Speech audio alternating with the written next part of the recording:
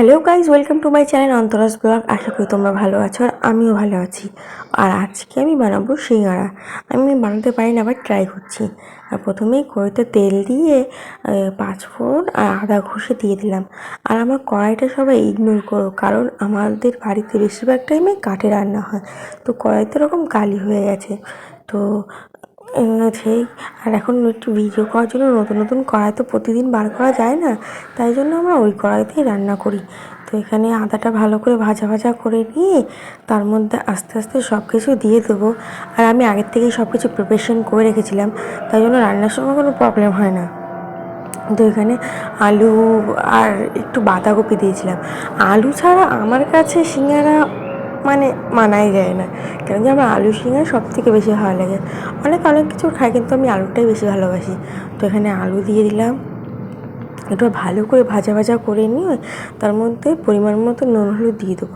তো প্রথমে আমি নুন হলুদ দেওয়ার সময় ভিডিও করতে ভুলেছিলাম, আর কালারটাও ঠিক করে হয়েছিল না, তাই জন্য আবার একটু নুন হলুদ দিয়েছিলাম। সেই ভিডিওটা আমি আবার করলাম। দেখো এখানে হলুদ দিয়ে দিলাম, নুন দিয়ে দিলাম। এটা দিয়ে ভালো করে কিছুক্ষণ নেড়ে চেড়ে নেব।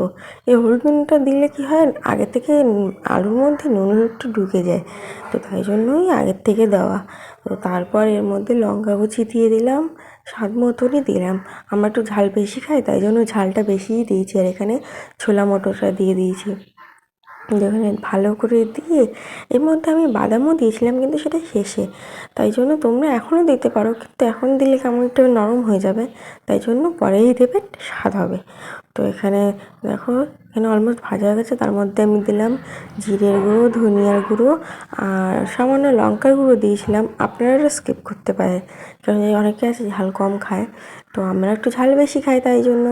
আর এখানে আমি একটু ঝোল দিলাম, কেন আলুগুলো গোল ছিল না, শীতের সবজি। এখানে দেখো পুরো কমপ্লিট করে নিয়েছি।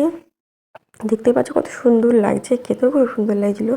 আর এখানে সব থেকে বড়ো প্রবলেম ছিল যে মানে সিঙ্গারা যে এটা বানাতে হয় সেটা আমি পাচ্ছিলাম না। তো মা এসে দেখিয়ে দিয়েছে যে এভাবে করে এইভাবে বানাবে, কিন্তু আমার মানে ইয়েটা মোটা হয়ে গেছিলো, আর একটু পাতলা করতে হবে। তো এখানে আমি আগে থেকে রেডি করে নিলাম, দেখো। তো এবার সিঙ্গারার মেন জিনিসটা, এটা পাতলা করে বেলে নিয়ে এভাবে করে নিচের দিকটা দিয়ে করতে হবে, উপর দিকটা না। আমি তো অত ভালো পারি না, ফার্স্ট টাইম করছি, তাই একটু খারাপ হয়েছে, কিন্তু এভাবে করবে ঠিক হবে।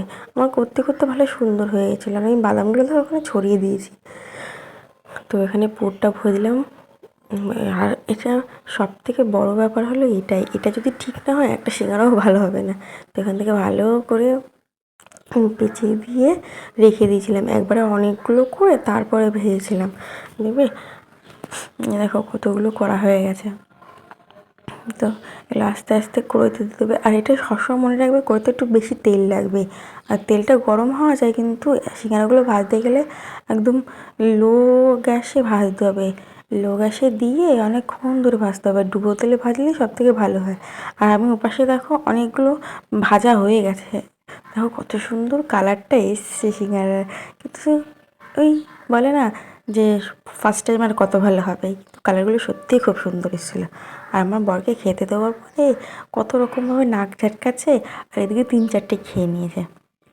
তো এখনও যারা যারা আমার চ্যানেলটিকে সাবস্ক্রাইব করনি, প্লিজ সাবস্ক্রাইব করে দিও। দেখো কেমন ঢং করছে। তো আজকের মতন এইটুকুই, দেখা হচ্ছে নেক্সট ব্লগে। নতুন নতুন মেনু দেখার জন্য আমাকে সাবস্ক্রাইব করো।